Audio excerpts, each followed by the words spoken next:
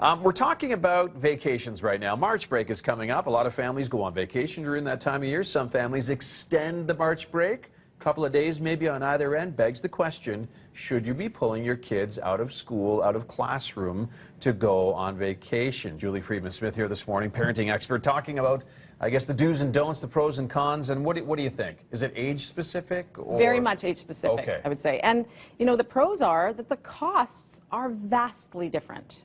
Like it can be half the price to travel not at spring break. Exactly, right? It's craziness, Yeah. Especially if you're taking a few kids with you. It's ridiculous. So it totally makes sense from that perspective.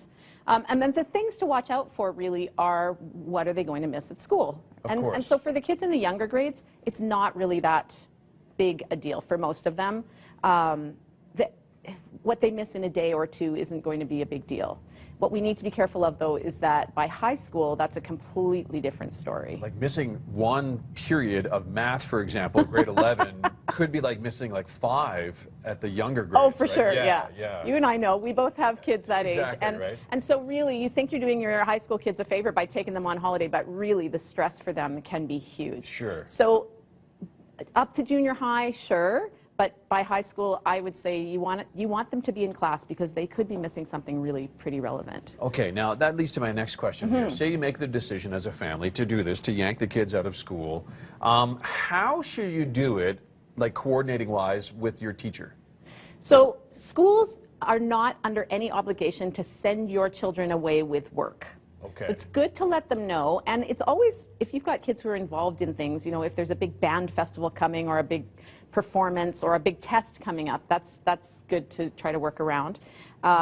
Tests the kids might not know about, but the big performances they're going to know. So check in with your child's schedule. Let your teachers know what's going on. And if you've got kids in junior high, let them let their teachers know, because that's their opportunity to take some responsibility and find out, do they need to hand in an assignment before they go? Are they writing a test early? Will they write it as soon as they come back? Sure. So that's all part of taking responsibility for our learning, and we can check in on those great, we were just talking about this too, D2L, the website, find out what's coming up, but have the child do that conversation, have them take responsibility for their schoolwork so they know what's going on. Okay, as a parent, should you be supplementing while the kids are away, or is this downtime? Well, and that's completely a family choice. I see. Because if you've got a child, especially a child who's struggling and who really could use that, as a reader that's just learning to read. Sure, or and math repetition. Yes, right? exactly. Yeah. And they could use that 10 or 15 minutes of home reading or math facts or spelling.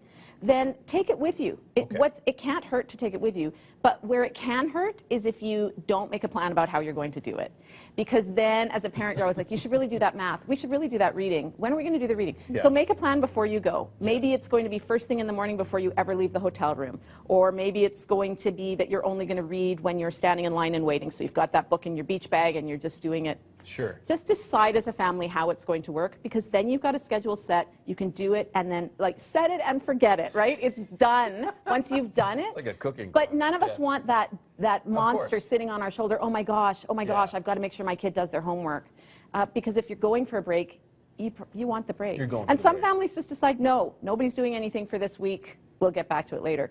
But we have been talking about this on our Facebook page and had a comment from one mom who said they did that and it was great, but when they got back, her child really had to work to catch up. Yeah. So be aware, because a little bit of work every day can make it's not too hard to do, and it makes a big difference for your child when they get home. There you go. There you go. Well, enjoy your March break. Thank you, Julie, for great advice. Andy, there you go. Yeah. Depends on the age of the child. Yeah. And of course, you don't want them to get set too far back when you take them out of their class.